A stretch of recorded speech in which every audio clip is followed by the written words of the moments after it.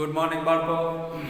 આજે આપણે ધોરણ 12ના જે આપણા આ નવા પ્રકારના વિડીયો છે નીટ જી અને ગુજકેટ બેઝના, જેમાં આપણે ચેપ્ટર ધોરણ 11-12ના બધા ચેપ્ટર છે એની પ્રેક્ટિસ કરવાની છે. આ ચેપ્ટરને અનુરૂપ જે કાંઈ પણ એક્ઝામ્પલ છે એની આપણે પ્રેક્ટિસ કરી છે. હજી વિશેષ પ્રમાણમાં જે ચેપ્ટરો બાકી છે એની આપણે ડેઈલી નિયમિત પ્રેક્ટિસ કરતા રહીશું, એનું રિવિઝન કરશું અને એમાં કંઈક સારો સ્કોર કરી શકીએ એવી આપણે બધા પ્રયત્ન કરશું. તો આજે આ વિડીયોની અંદર આપણે એક નવા ચેપ્ટર સાથે મળ્યા છીએ. જે ચેપ્ટરનું ટાઇટલ આપેલું છે પરમાણુ, જે આપણું ધોરણ 12નું 12 નંબરનું ચેપ્ટર છે. તો 12મું ચેપ્ટર પરમાણુ, આ ચેપ્ટરની વિશે આપણે થિયોરેટિકલ છે એ જ્યારે ક્લાસરૂમની અંદર અથવા ઓનલાઈન લેક્ચર્સમાં જોઈ ગયા હતા કે પરમાણુ નામનું જે ચેપ્ટર છે એમાં કયા કયા પ્રકારના મુદ્દાનો સમાવેશ થાય છે.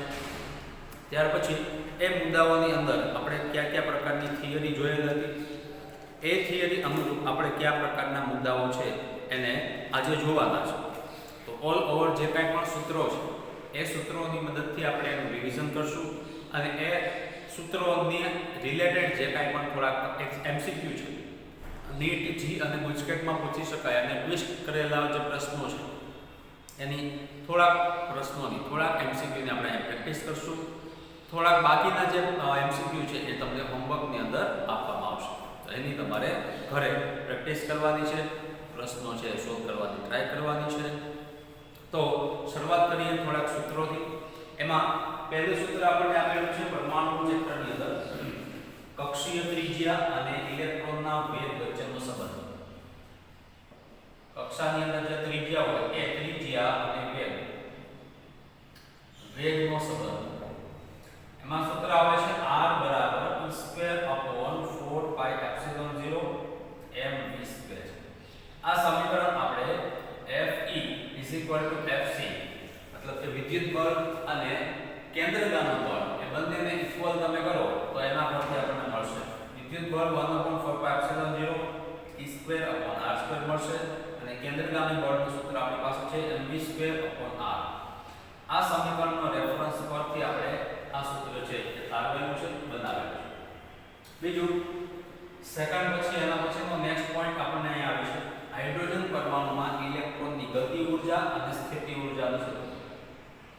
જો પરમાણુ હાઇડ્રોજન આપેલો હોય અને ઇલેક્ટ્રોનની ગતિ ઊર્જાની વાત હોય તો ગતિ ઊર્જા k નું આપણી પાસે જનરલ સૂત્ર છે 12mv². પણ કક્ષાની અંદર કોઈ ચોક્કસ પરમાણુની અંદર આપણને પૂછેલું હોય કે ગતિ ઊર્જા કેટલી થશે તો એનું સૂત્ર આપણે અહીં બનાવીએ છીએ k e²/8πε0 r. આ સમીકરણ આપણે ગતિ ઊર્જા, ઇલેક્ટ્રોનની ગતિ ઊર્જા તરીકે યાદ રાખવાનું છે. ત્યાર પછી એની સ્થિતિ ઊર્જા આવશે. એ સ્થિતિ ઊર્જાનું સમીકરણ u e²/4πε0 r થશે. આ જે સમીકરણો છે આપણે ડાયરેક્ટ યાદ રાખશું.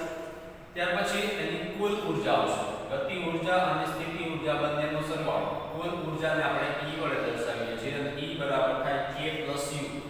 આ બંનેનો તમે સરવાળો કરશો એટલે તમને ઇલેક્ટ્રોનની હાઇડ્રોજન પરમાણુની અંદરની સ્થિતિ કુલ ઊર્જા મળશે. કુલ ઊર્જા E બરાબર આપણી પાસે આવશે -e²/8πε0 * r. આ એની કુલ ઊર્જા થશે.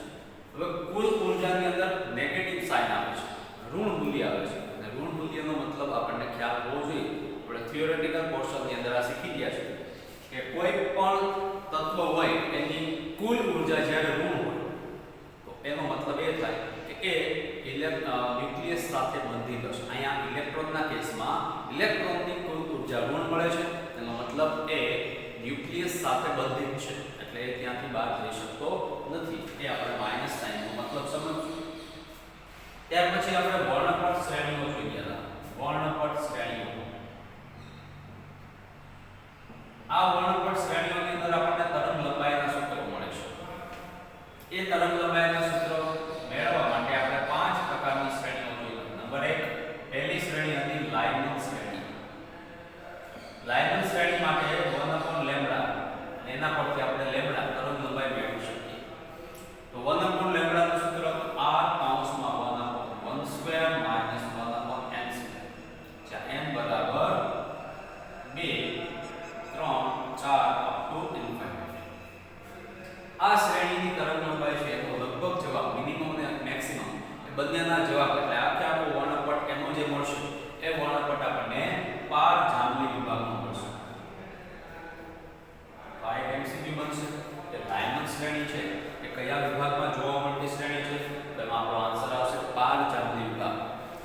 એમાં જવાબ આપણને મળે છે તરંગ લંબાઈ લેમ્બડા, એટલે કે 1/λ આપણે લખી શકીએ ત્યાં r into bracket 1/1² minus 1/n².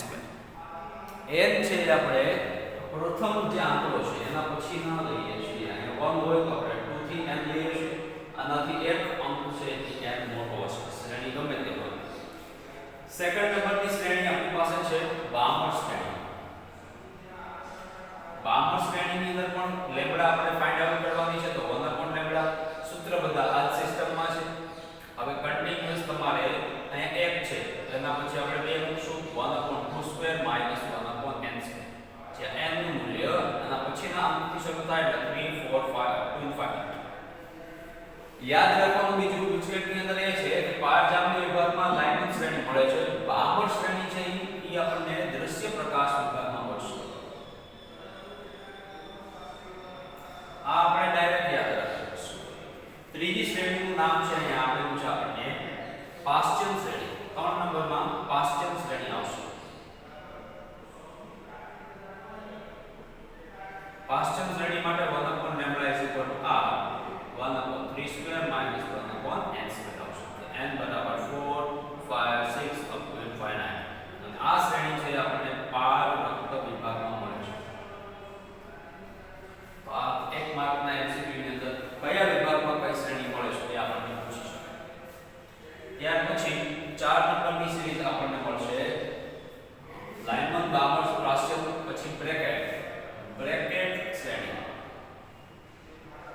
બધા વૈજ્ઞાનિકોના નામ છે. એમાં આપણે ફાઇન્ડ આઉટ લેમ્બડા કરવાનું છે.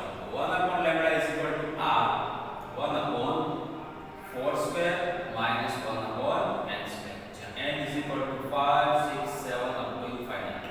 આ શ્રેણી પણ આપણને પાર રક્ત વિભાગમાં મળે છે. છેલ્લી 3 શ્રેણી છે એ ત્રણે પાર રક્ત વિભાગની અંદર મળે છે. અને 5 નંબરની શ્રેણી આવે છે ફંડ શ્રેણી. એના માટે 1/λ r 1/5² minus 1/n², n 6 7 8 up to 9. આ પણ પાર રક્ત વિભાગમાં જોવા મળતી શ્રેણી છે. બધાની અંદર એક કોન્સ્ટન્ટ છે જેને આપણે r કીધેલો છે, અને r છે અને આપણે અહીંયા રીડબર્ગ અચળાંક તરીકે લઈએ છીએ. r બરાબર રીડબર્ગ અચળાંક અને એની વેલ્યુ ફિક્સ છે 1.097 * 10⁻⁷ મીટર ઇન્વર્સ. આપણે યાદ રાખવું પડશે. આ વેલ્યુ આપણી પાસે હશે તો જ આપણને તરંગ લંબાઈ લેમ્બડા મળશે. તો 5 શ્રેણી માટે તરંગ લંબાઈ લેમ્બડા શોધવા માટેના સમીકરણ છે બહુ ઈઝી છે. માત્ર આપણે નામ યાદ રાખવાના છે: લાઇનમન, બામર, પાશ્ચિમ, બ્રેકેટ અને ફંડ. બાકી તો સેમ મેથડ્સમાં છે 1 2 3 4 અને 5. n છે એ આપણે આગળના અંક કરતા એક વધારે લઈએ છીએ બધે જ. આ એક સિસ્ટમ ગણાય. એ સિસ્ટમ અનુસાર આપણને તરંગ લંબાઈ મળે છે. બીજું, આ બધી શ્રેણીઓ છે એને આપણે તરંગ લંબાઈને બદલે આવૃત્તિના પદમાં લખ્યું હોય, મેળવેલું હોય અને જો પૂછ્યું હોય તો લેમ્બડાની જગ્યાએ આપણે f અને c ના ફોર્મમાં કન્વર્ટ કરી શકીએ. લેમ્બડા છે અને f અને c માં લઈએ છીએ. કારણ કે 1/λ છે ત્યાં આપણે મૂકી શકીએ 1/λ f/c. તમારા સિલેબસમાં f ને બદલે ત્યાં ન્યુ લખેલું છે, ન્યુ/c. એ ન્યુ એ આવૃત્તિ છે, મેં f વડે દર્શાવો તો પણ ચાલે. તો f/c છે એ મૂકી અને તમે આવૃત્તિ ફાઇન્ડ આઉટ કરી શકો. ધારો કે આપણે બામર શ્રેણી માટે ફાઇન્ડ આઉટ કરવું હોય તો બામર શ્રેણી માટે f/c r 1/2² માઇનસ 1/n² થાય. therefore f થાય r into c. આ c છે એને ગુણાકારમાં આવી જશે 1/2² માઇનસ 1/n². આ સમીકરણ અનુસાર તમે ફાઇન્ડ આઉટ કરી શકો. ત્યાર પછી બીજું અહીંયા એક નવું વધારાનું સૂત્ર છે જે આપણને નીટમાં કામ આવશે. તો નીટ રિલેટેડ એક એક્સ્ટ્રા સમીકરણ છે કે જો ઇલેક્ટ્રોન n2 માંથી n1 ક્રમની કક્ષામાં સંક્રાંતિ કરે, ઇલેક્ટ્રોન n2 માંથી n1 કક્ષામાં સંક્રાંતિ કરે તો મળતી વર્ણપટ રેખાની સંખ્યા મળતી વર્ણપટ રેખાની કેટલી રેખાઓ મળશે શ્રેણીમાં એ જો આપણને ફાઇન્ડ આઉટ કરવાનું પૂછે તો કેપિટલ N એટલે મળતી સંખ્યા રેખાની સંખ્યા n n2 n1 1 into n2 n1 divided by 2 આ એક સમીકરણ યાદ રાખવાનું n2 એટલે જે કક્ષામાંથી ઇલેક્ટ્રોન આવે છે n1 એટલે જે કક્ષામાં આવે છે જ્યાંથી આવે છે અને જે કક્ષામાં આવે છે એ બંને આપણે યાદ રાખીએ આ તમને આંકડાઓ આપેલા છે કે ભાઈ પાંચમી કક્ષામાંથી ઇલેક્ટ્રોન ત્રીજી કક્ષામાં આવે છે અને 5 મૂકવાનું થશે n1 ની જગ્યાએ 3 મૂકવાનું થશે તો આપણને સીધો જવાબ મળી જશે કે આ 5 માંથી ત્રીજી કક્ષામાં આવે તો વચ્ચે કેટલી સંક્રાંતિઓ થશે આ ડાયરેક્ટ સમીકરણ આપણને નીટની અંદર કામ આવશે બીજું એક સમીકરણ એના જેવું છે એ પણ નીટમાં કામ આવ્યું છે કે ધારો કે જો ઇલેક્ટ્રોન n ની કક્ષામાંથી ધરા સ્થિતિમાં આવે આ તો કક્ષામાંથી કક્ષામાં આવવાની વાત છે પણ જો કોઈ કક્ષામાંથી ધરા સ્થિતિમાં ગ્રાઉન્ડ સ્ટેટમાં આવતું હોય તો એવા કિસ્સામાં શું થાય તો કે ઇલેક્ટ્રોન n ની કક્ષામાંથી ધરા સ્થિતિમાં આવે તો એ સંક્રાંતિ દરમિયાન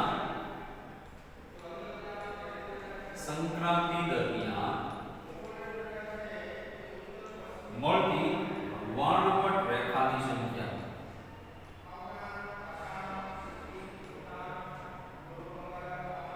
capital N is equal to n into n minus 1 upon 2 આમાં માત્ર એક જ સંખ્યા આપેલી છે અને એવું કીધું હશે ધારો કે 7મી કક્ષામાંથી ઇલેક્ટ્રોન ધરા સ્થિતિમાં આવે છે કોઈ પરમાણુની અંદર તો આપણી પાસે કક્ષાનો ક્રમ એક જ છે 7 તો આપણે જવાબ મેળવવો હોય ગ્રાઉન્ડ સ્ટેટમાં આવે એવું પૂછે તો તમારે આ સમીકરણનો યુઝ કરવાનો કે n into n minus 1 upon 2 આ બે સમીકરણ આપણને નીટના આવા પ્રકારના પ્રશ્નોની અંદર કામ આવી શકશે આગળ નેક્સ્ટ આવે છે બીજું બોહર અધિતર્ક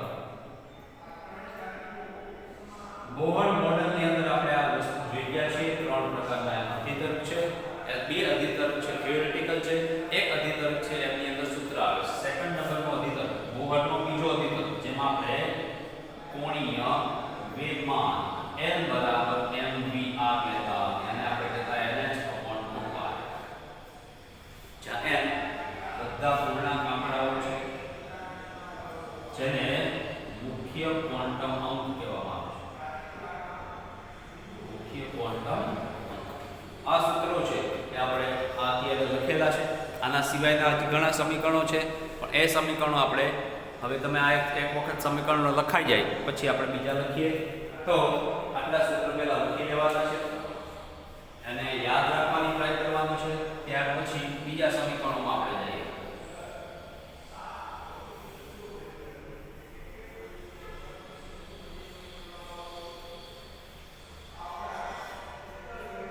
બીજું સમીકરણ આમાં આવે છે બોહરની ત્રિજ્યાઓ માટે r નું સમીકરણ ત્રિજ્યા r જો આપણને પૂછેલી હોય r તો r બરાબર પડશે n2 h2 epsilon 0 upon pi z e2 into m આમાં ઇલેક્ટ્રોન માટેની વાત છે epsilon 0 h2 im pi z છે z જો હાઇડ્રોજન પરમાણુ લેવામાં આવે તો અચળ થાય બાકી આપણે z રાખવો પડે આ સમીકરણ પરથી આપણે લખી શકીએ r ચલે છે n2 z આ એક તારણ છે અને જેવું જો n ની કક્ષામાં પરિભ્રમણ કરતા ઇલેક્ટ્રોનની કુલ ઊર્જા En n ની કક્ષા માટે અહીં આપણે લખશું n ની કક્ષામાં પરિભ્રમણ કરતા ઇલેક્ટ્રોનની n ની કક્ષામાં રહેલા ઇલેક્ટ્રોનની કુલ ઊર્જા En is equal to En બરાબર આપણને મળશે minus z2 me⁴ upon 8 epsilon 0 square n2 h2 therefore En is directly proportional to z2 upon n2 આ એક આપણને બીજું અહીંથી તારણ મળે છે જો z બરાબર 1 હોય z is equal to 1 હોય એટલે કે આપણે હાઇડ્રોજન પરમાણુની વાત કરતા હોય તો આપણને En is equal to મળશે -13.6/n2 જવાબ ઈવી માં આવશે આ બહુ જાણીતું સમીકરણ છે આનો ઉપયોગ આપણે દાખલાઓની અંદર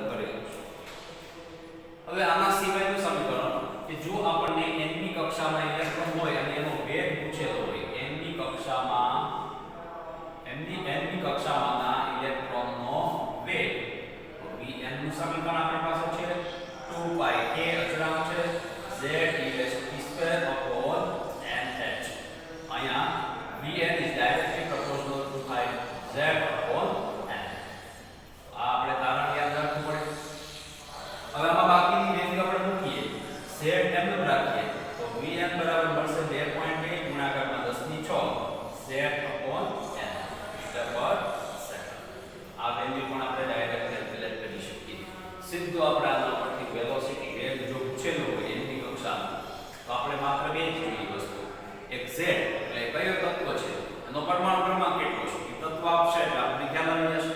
બીજું n કેટલામી કક્ષાની વાત કરવા માંગે છે એ પણ એને આપ્યો છે. ડાયરેક્ટ આપણને વેગ મળશે તો આપણને સીધો જવાબ લાવવા માટે આ એક અગત્યનું સમીકરણ છે. ત્યાર પછી જ્યારે હાઇડ્રોજન પરમાણુમાં ઇલેક્ટ્રોનનો H પરમાણુ આપેલો છે, એમાં ઇલેક્ટ્રોનની Ni કક્ષામાંથી Nf કક્ષામાં સંક્રાંતિ થાય એ દરમિયાન ઊર્જા તફાવત આપણને પૂછેલો છે. તો ઊર્જા તફાવત આપણને મળશે EI EF, અને જેને આપણે કહીએ છીએ HFIF, I થી F સુધીની સંક્રાંતિ. એનું સૂત્ર આપણે લખેલું છે me⁴ 8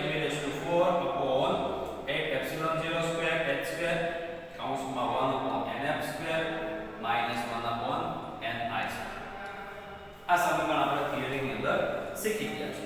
પણ જો આપણને અહીંયા f ફાઇન્ડ આઉટ કરવાનું કીધું હોય, આ HFIF નું સમીકરણ છે. જો f ફાઇન્ડ આઉટ આવૃત્તિ પૂછેલી હોય કે ભાઈ આ ઊર્જા તફાવત દરમિયાન વિકિરણ જે ઉત્સર્જન પામશે એની કેટલી આવૃત્તિ હશે, તો આને FIF I થી F સુધીની સંક્રાંતિ છે. h ને છેદમાં જવા દો मतलब me⁴ 8 ε02 h² હતું એ હવે h³ થઈ જશે. h³ into bracket 1/nf² -1/ni². એ તો એમનું રહેશે. હવે આની જગ્યાએ આપણે શું લખી શકીએ, તો r બરાબર આપણને મળે છે me⁴ 8 ε02 h³ into છેદમાં c પણ આવશે કારણ કે ફોર્મ છે એ f નું છે. હમણાં આપણે જોઈ ગયા કે f ના સમીકરણમાં અહીંયા ગુણાકારમાં c આવે છે, તો આપણે તો ખાલી r જોઈએ છે. તો rc ની જે વેલ્યુ છે એ આખી r થાય, તો r જોતો હોય તો c ને છેદમાં જવા દેવું પડે, એટલે સમીકરણ આ છે. ત્યાર પછી રીડબર્ગના સૂત્રનું વ્યાપક એક સમીકરણ આપણી પાસે છે. ઘણી વખત નીટની અંદર આ પૂછાયેલું છે કે રીડબર્ગ સમીકરણ ને તમે વ્યાપક ફોર્મની અંદર કેવી રીતે દર્શાવો છો, એનો ઉપયોગ સીધો કેવી રીતે કરો છો. તો એને રિલેટેડ એક સમીકરણ આપણે અહીંયા લખેલું છે. નીટ બેઝ રીડબર્ગ સમીકરણનું વ્યાપક સમીકરણ, Rydberg અચળાંકનું r atom is equal to r infinite upon 1 plus me upon m atom. આ સમીકરણમાં r ઇન્ફાઇનાઇટ જે છે એ આપણને અચળાંક આપેલો છે 1.0707 into 10⁻⁷ metre inverse 1.097 into 10⁻⁷ metre inverse. ત્યાર પછી એક બીજો પોઈન્ટ છે, એ પણ આપણા માટે નવો છે, આપણા સિલેબસની બહાર છે, તો એ પણ આપણે નીટ બેઝ તરીકે યાદ રાખશું. એક્સ-રે ની લઘુત્તમ તરંગલંબાઈ,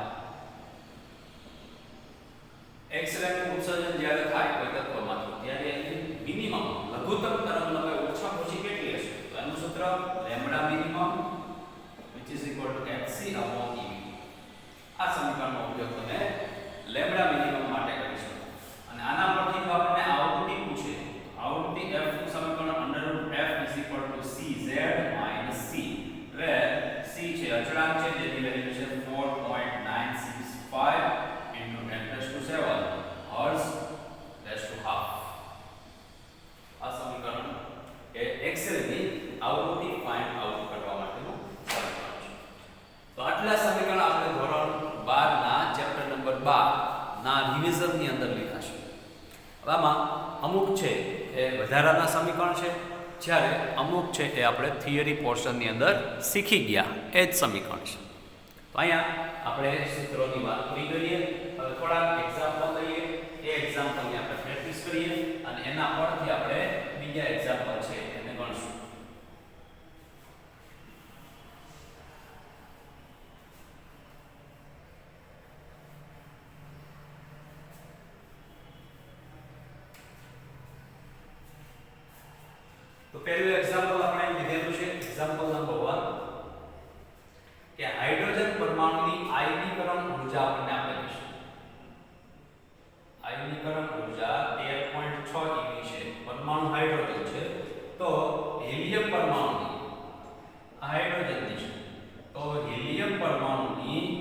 આયનીકરણ ઊર્જા ખાલી જગ્યા એવી થશે. ઓપ્શન આપેલા છે 13.6, બી આપેલો છે 27.2, સી આપેલો છે 6.8 અને ઓપ્શન ડી આપણી પાસે છે 54.4. ઈબી માં જવાબ આપણે ફાઇન્ડ આઉટ કરવાનો છે. હવે અહીંયા આયનીકરણ ઊર્જા એટલે એની કક્ષાની ઊર્જા થશે, કારણ કે ઇલેક્ટ્રોનને છૂટો કરવા માટેની ઊર્જા આપવી પડતી ઊર્જા આપણે લીધેલી છે. તો En નું સમીકરણ આપણી પાસે છે En 13.6 Z² n². હાઇડ્રોજન હતું ત્યારે આપણે Z1 લીધું હતું, એટલે અહીંયા માઈનસ આવતું હતું, પ્લસ 13.6 n² આપણે લીધેલું. અહીંયા જવાબ આપણને Ev માં મળશે, મતલબ કે અહીંયા 13.6. હવે 13.6 છે એ હાઇડ્રોજનની છે, તો આપણે હિલિયમની શોધવાની છે. હિલિયમ માટે પરમાણુ ક્રમાંક આપણને ખ્યાલ છે 2 છે, અહીંયા 2 નો વર્ગ આવશે છેદમાં n². n છે એ આપણે 1 લઈએ છીએ, તો n² 1 નો સ્ક્વેર 1 થશે. એટલે આ જવાબ આપણને મળશે 13.6 ગુણાકારમાં 4. 13 52 6 4 24, એટલે આપણને મળશે લગભગ 54.5 eV. એ આપણો ઓપ્શન નંબર ડી થશે. એટલે આન્સર આપણો ડી આવશે. સેકન્ડ છે એ જોઈએ કે હાઇડ્રોજન પરમાણુ માટે બોહર ત્રિજ્યા A0 હોય. હાઇડ્રોજન પરમાણુ માટે બોહર ત્રિજ્યા A0, તો દ્વિતીય બોહર કક્ષાની ત્રિજ્યા કેટલી છે? તો દ્વિતીય બોહર કક્ષાની ત્રિજ્યા બરાબર ખાલી જગ્યા. ઓપ્શન આપણે આપેલા છે A 4A0, A0 કરતા 4 ગણી. Option B 8A0, option C √2A0 અને ઓપ્શન ડી 2A0. હવે હાઇડ્રોજન પરમાણુ માટેની ત્રિજ્યાની આપણે વાત કરીએ તો ત્રિજ્યા છે એનું સૂત્ર આપણે હમણાં લીધું હતું. H પરમાણુ માટે ત્રિજ્યા r ચલે છે n², r ચલે છે n². હાઇડ્રોજન z આપણે 1 લઈએ છીએ, તો આપણે r1/r2 લઈએ. અહીંયા લખવું પડે n1² n2². હવે n1 એટલે શરૂઆતની થશે, r1 એટલે શરૂઆતની જે આપેલી છે A0 છે, A0/r2 આ પહેલું છે. અહીંયા દ્વિતીય આપણે પૂછેલું છે, તો 1² દ્વિતીય માં આપેલું છે 2 નો વર્ગ દ્વિતીય, એટલે બીજી કક્ષા થશે. આપણે ફાઇન્ડ આઉટ કરવું છે r2. અહીંયા જવાબ મળશે 1/2 અને 2 ને અહીં લઈ લઈએ, r2 ને અહીં લઈ લઈએ, એટલે આન્સર મળશે 2A0. જે આપણો ઓપ્શન થશે answer number D. Option D છે એ સાચો જવાબ છે. સોરી 2 નહીં પણ 4. 2 નો વર્ગ છે 4, 4 અહીં ગુણાકારમાં, option number A not D, it's A 4A0. Okay, ત્રીજો પ્રશ્ન છે કે રુથરફોર્ડના આલ્ફા પ્રકીર્ણન પ્રયોગમાં રુથરફોર્ડનું આલ્ફા પ્રકીર્ણનનો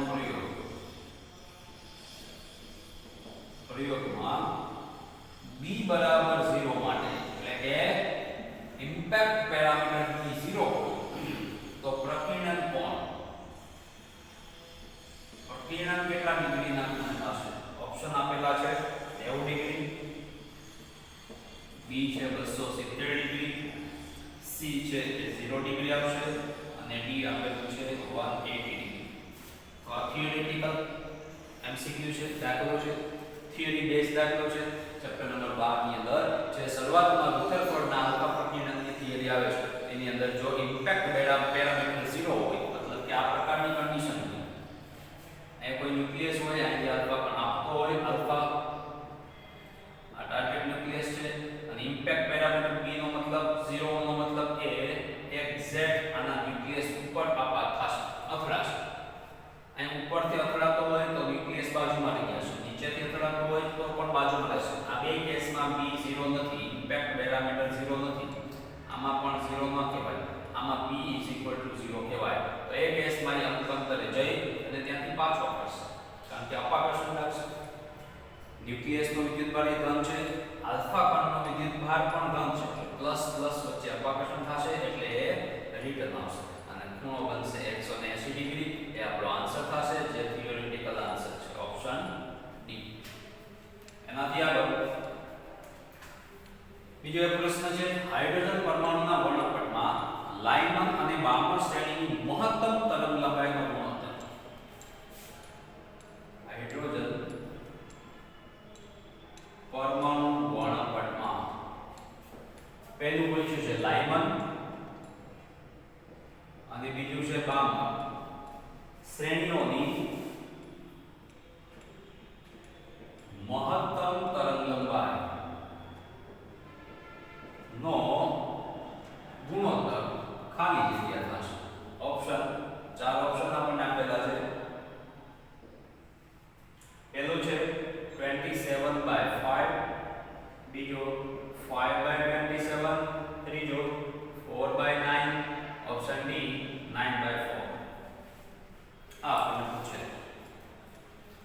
હવે બે આપણને શ્રેણીઓ આપેલી છે અને હાઇડ્રોજન પરમાણુ છે. હાઇડ્રોજન પરમાણુ માટે આપણે 5 શ્રેણીઓની વાત કરી હમણાં સૂત્ર. એમાં લાઇમન અને બામર એટલે પહેલી અને બીજી બે શ્રેણીની વાત છે.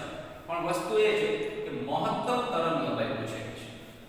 હવે લેમ્બડા જો તમારે મેક્સિમમ જોતી હોય તો તમારે n છે એ મિનિમમ મૂકવો પડે.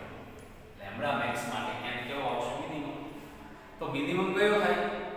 તો કે લાઇમન શ્રેણી માટે આપણી પાસે 1 લેમ્બડા નું સમીકરણ છે r * 1/1²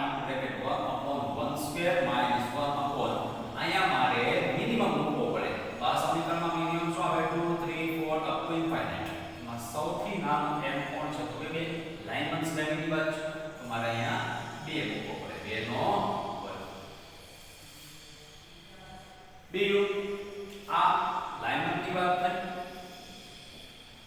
એવી રીતે 1 લેમ્બડા કહીએ, બામરને 1 લેમ્બડા 2 કહીએ, એના માટે r 1/2² - 1 અહીંયા મારે 3² લેવો પડશે. તો મને જે લેમ્બડા મળશે એ લેમ્બડા મેક્સિમમ મળશે.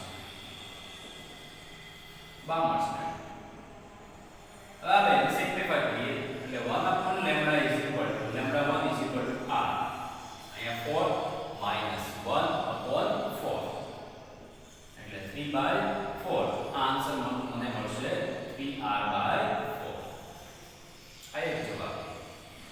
બીજો જવાબ બામર શ્રેણી ઉપરથી આપણે ફાઇન્ડ આઉટ કરીએ તો 1 લેમ્બડા 2 અહીંયા r છે. 3 નો વર્ગ 9 અહીંયા જશે, 2 નો વર્ગ 4 અહીંયા આવશે, 9 - 4 એટલે 5 છેદમાં 9 × 4 9 × 4 36. આ આપણો બીજો જવાબ થશે મેક્સિમમ તરંગલંબાઈ માટે. પણ આપણને પૂછેલો છે ગુણોત્તર ભાગાકાર. તો આપણે ભાગાકાર કોનો કરવાનો? લાઇમન અને બામર. લાઇમન માટે લેમ્બડા 1 કીધું છે, બામર માટે લેમ્બડા 2 કીધું છે. તો મારો આન્સર આવવો જોઈએ લેમ્બડા 1 લેમ્બડા 2 લાઇમન ટુ બામર. આવું લાવવા માટે શું કરવું પડે? આના ભાગાકારનો આ એટલે કે 1 લેમ્બડા 2 1 લેમ્બડા 1 છેદનો છેદ અંશમાં, અંશનો છેદ છેદમાં આવશે એટલે આ છે એ અંશમાં આવશે, આ છેદમાં આવશે. 5r/36 / 3r/4.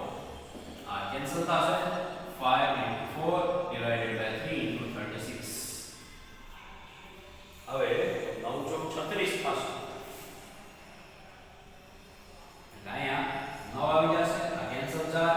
5/9 27 5/27 એ આપણો આન્સર થશે અને આન્સર નંબર છે બી 5/27. આ પ્રકારના એમસીક્યુ આપણે નીટની અંદર કરીશું. ત્યાર પછી એક બીજો નાનકડો એવો પ્રશ્ન છે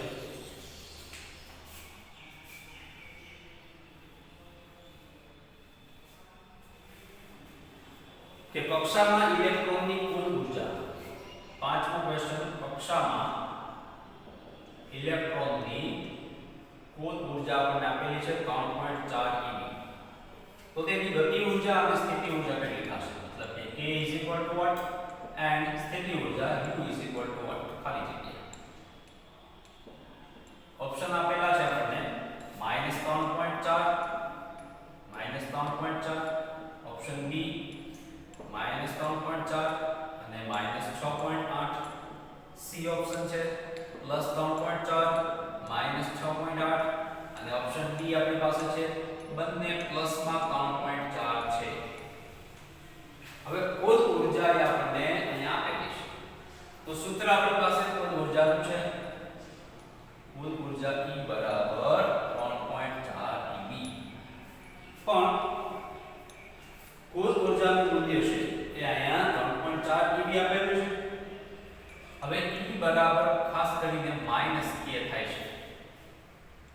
તો આ માઈનસ આયા લાગશે. અહીં સોરી -3.4 આપેલું છે. therefore k બરાબર થશે -e. માઈનસ તો છે જ. બીજું e નું મૂલ્ય માઈનસ છે એટલે 3.4 માઈનસ માઈનસ પ્લસ તો k નું મૂલ્ય આપણને 3.4 eV મળશે. પહેલો જવાબ આપણને મળી ગયો +3.4. તો બે જગ્યાએ +3.4 આવશે. હવે બેમાંથી આપણે ફાઇન્ડ આઉટ કરશું સ્થિતિ ઊર્જા મેળવી કયો ઓપ્શન આવશે. તો સ્થિતિ ઊર્જા નું સૂત્ર છે -2k. ગતિ ઊર્જાથી બમણું પણ ઋણ. અહીંયા આપણે માઈનસ મૂકશું, 2 મૂકશું, ગુણાકારમાં k મૂકશું. k આપણી પાસે 3.4 છે એટલે -6.8 એવી આપણને મળશે. સ્થિતિ ઊર્જા પણ મળી ગઈ -6.8. આપણો આન્સર આવશે ઓપ્શન નંબર સી, જેમાં 3.4 અને બીજો આવે છે -6.8. આ છે આપણે દાખલાઓ અહીંયા ચેપ્ટર નંબર 12 ના જોયા. 4-5 દાખલા. એ દાખલાઓની જેમ તમારે હોમવર્કમાં જે દાખલાઓ આવશે, જે કાંઈ પણ આ ચેપ્ટરનું હોમવર્ક છે એ તમને મોકલવામાં આવે એ હોમવર્ક આપણે આપણા આ સમીકરણોને યાદ કરી સૂત્રોને અને ત્યાર પછી એને કરવાનું છે. તો આ ચેપ્ટરમાં અહીંયા સુધી રાખીએ. નેક્સ્ટ લેક્ચરની અંદર આપણે આના પછીના એટલે કે 13 નંબરનું ચેપ્ટર ન્યુક્લિયસ એના વિશે માહિતી મેળવીશું અને પ્રેક્ટિસ કરશું. આવજો.